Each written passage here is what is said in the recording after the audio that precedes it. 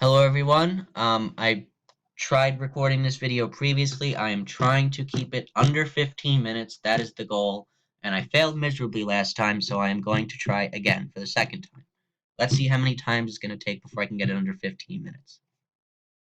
So this video is going to talk about the threat of uh, rain and some severe thunderstorms along the East Coast tomorrow morning through tomorrow afternoon, as we have a storm system impacting the area. So just want to give a general overview. This is the NAM. It's a short-range model.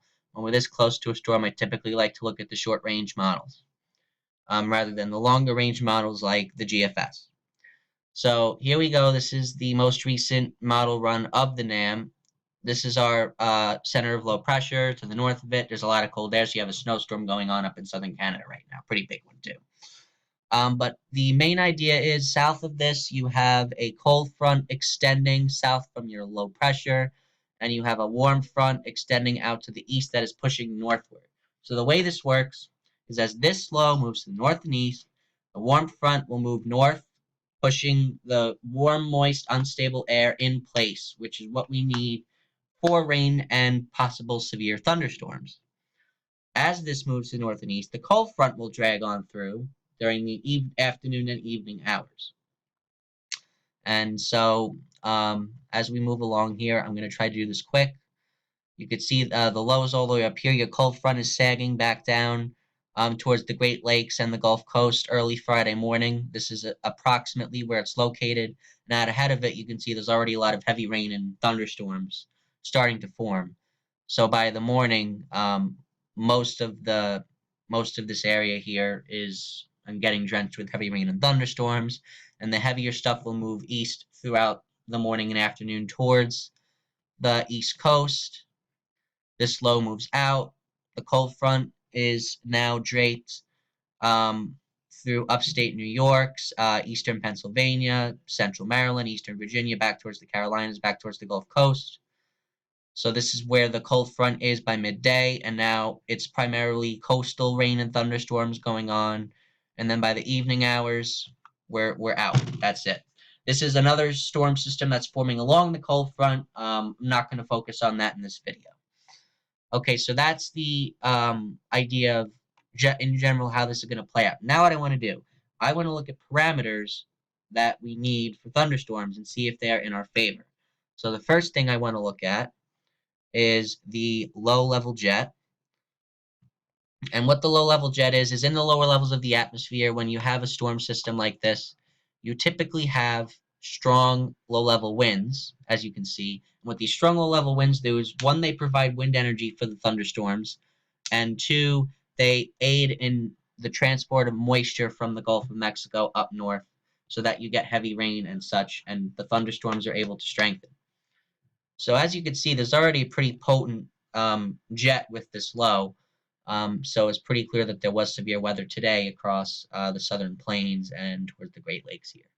So I'm just going to go straight to Friday morning here. Your low is now all the way up here. And as you can see, the strongest winds associated with this jet are just south and east of the low, up towards northern, central, and northern New England. Unfortunately, in central and northern New England, there's not going to be enough instability around for severe weather. I think the cutoff for the risk of severe weather is Massachusetts, definitely. So all this wind energy, unfortunately, is going to go to waste. However, further south of here, you still have a decent amount of wind energy. Anywhere from Massachusetts and upstate New York down on south, you have winds here anywhere from 35 to 50 knots in the low levels. That's a pretty strong low-level jet.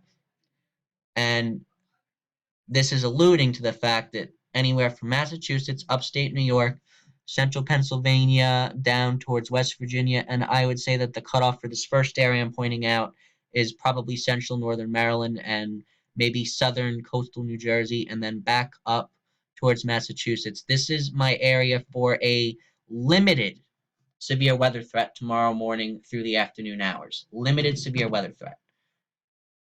And I'll get to the reasoning for that in a minute. But anywhere from there on south towards the Gulf Coast, this is my prime area for severe weather tomorrow. This is where I think it's most likely. Anywhere from Delaware, central Maryland, Virginia on south through the Carolinas, Georgia, and the Gulf Coast down into Florida. That's your prime area. Anywhere north of that, the first area, that's your reduced area. But in general, I apologize for my sweetmates. In general, I would say that the winds for the low-level jet, that parameter is in our favor. So that's the first parameter. The next parameter I want to look at is dew points, and this is a measure of moisture. And when you have high dew points, that means you have high moisture content, and that means you have a good chance of thunderstorms forming and heavy rain being a threat. And as you can see in our reduced threat for severe weather, you can see dew points are lower, but upper 50s is still above average for this time of year. So that's good. And then as you get towards where I'm more concerned about severe weather, the dew points are in the 60s, up mid to upper 60s, which is really good. So that parameter is in our favor. Now we're going to go to another website to look at a couple of other parameters. Again, we're going to look at the NAM because it's the short range model. Okay, so the next thing I want to look at, a good parameter for severe weather is wind shear. And now what wind shear is, there's two different types of wind shear. There's directional wind shear and there's speed wind shear. So say you start at the surface and you rise in height. So you're going up, you're rising from the ground. As you rise from the ground, the wind can change direction or it can change in speed. That's what wind shear is. And what wind shear does is typically it just provides lift for the thunderstorms to form. So the more wind shear you have, the better. So looking at this is the NAM. I'm going to have to go to the previous one of the NAM. Let's see how I can do that. Give me a minute. Okay, here we go.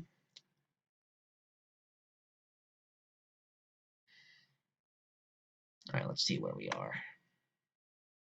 This is by tomorrow morning. You can see that this is mainly the reduced severe weather threat area that I'm looking at, and then down further south. As you can see, the potent wind shear is off to the west. However, that doesn't mean that the shear you have here isn't good, because it is. Typically, you want shear of at least 30 knots for the formation, at least the risk of severe weather. So you can see that there's at least 30 knots of wind shear everywhere, and it's about 40 to 50 in a lot of places here, somewhere higher. Let's go towards midday and see if that changes. You see some of these higher values of wind shear are shifting to the east. We are now at midday, anywhere from 50 to 60 knots, sometimes 70 in the reduced severe weather area, and down towards the south here, you see that the wind shear gets even as high as 80 knots. So that's good. And as we shift throughout the day even more, you can see that it just shifts to the east. So in general, I'm not going to belabor this. Wind shear is in our favor for severe weather as well. The last parameter we're going to look at, we're going to go to pivotal weather for this. This is the only parameter that is not in our favor.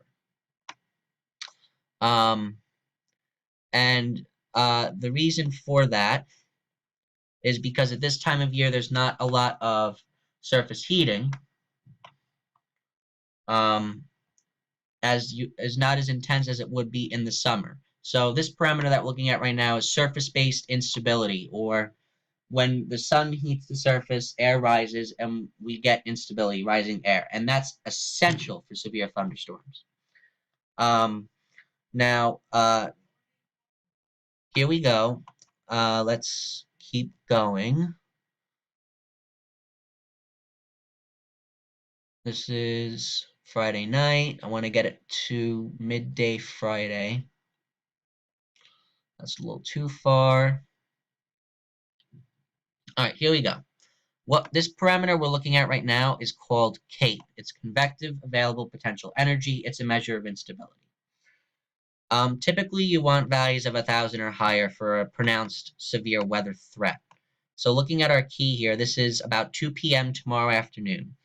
You can see, and again, I pointed this out, that your main severe weather area is anywhere from Maryland and coastal southern New Jersey on south, and you can see that these are the areas where you start to get into the 1,000 joules per kilogram of CAPE. This is where you have the most instability. So through Virginia down on south. That's your main severe weather threat. On north, though, it's not like you don't have any instability. You have capes, if you look at the here, ranging from 500 to 1,000 joules per kilogram. So that's something. So that would lead to at least a limited threat for severe weather. But in general, I would say anywhere from where my mouse is right now on south, instability is in your favor. Anywhere from my mouse on north, instability is not in your favor. And that's why the severe weather threat is only limited. Let's keep going a little bit because the cape will stick around till the evening hours. Now, this is a little different than I saw before, and this tells me that there might actually be a little bit more of a severe weather threat than I previously thought. You see that the 1000s actually are coming further north. This is the first time I'm seeing this. So, based on this, I might actually take a pronounced threat of severe weather probably up into east central Pennsylvania, up into central New Jersey here, away from the coast though, because you have the ocean influenced by the coast, and that's going to inhibit instability. But I might even bring the severe weather threat up a little further north now. Looking at this is the first time I'm seeing this, because that would mean all the severe weather parameters are in our favor. But overall, though, I still think that the best chance of severe weather is anywhere from this mouse right now on south. It will still be in general limited further the further north that you go. All right, let's go one more step. See if this cape sticks around. And no, it kind of fizzles out. But New Jersey here, I wouldn't rule out some severe thunderstorms tomorrow afternoon. And then anywhere up into west central Connecticut, west central Massachusetts, up into upstate New York here, I wouldn't rule out a severe thunderstorm or two, at least a limited severe weather threat. Coastal Connecticut, Rhode Island, Long Island, I think it's going to be very hard to get severe thunderstorms because of the marine influence from the ocean.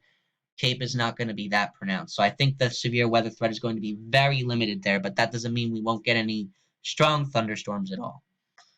Okay, so we've looked at all the severe weather parameters, and we have 2.5 minutes left. The last thing I want to look at is the SPC. This website just gives the Storm Prediction Center's thoughts on severe weather tomorrow.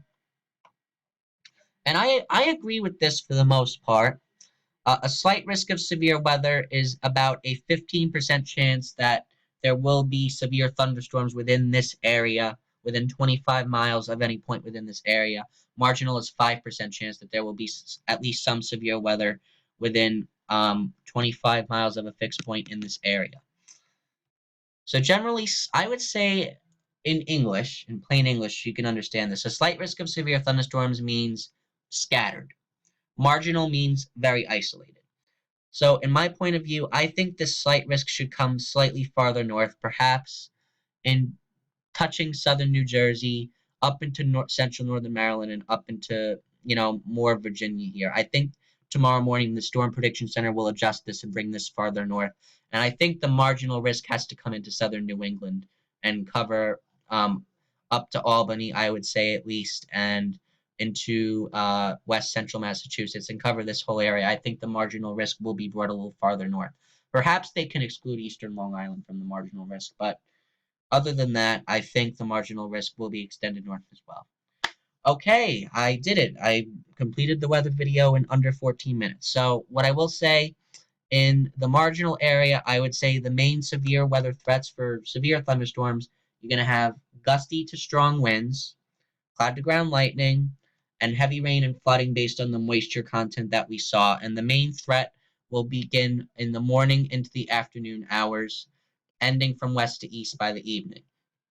Same threats apply for the slight risk area, except since there's more instability, I would expect there to be a large hail threat as well. Tornadoes, I'm not seeing the dynamics I want to see for tornadoes. I'd want to see a little more directional shear for the formation of tornadoes, and there's not a lot of directional shear. So I don't think tornadoes are going to be a big threat. Maybe an isolated threat down in the south here, but other than that, I don't think tornadoes are a big threat. All right, thanks for watching, folks. I hope you enjoyed the video. This is the first time I'm using the Screencast-O-Matic. I think it came out very well.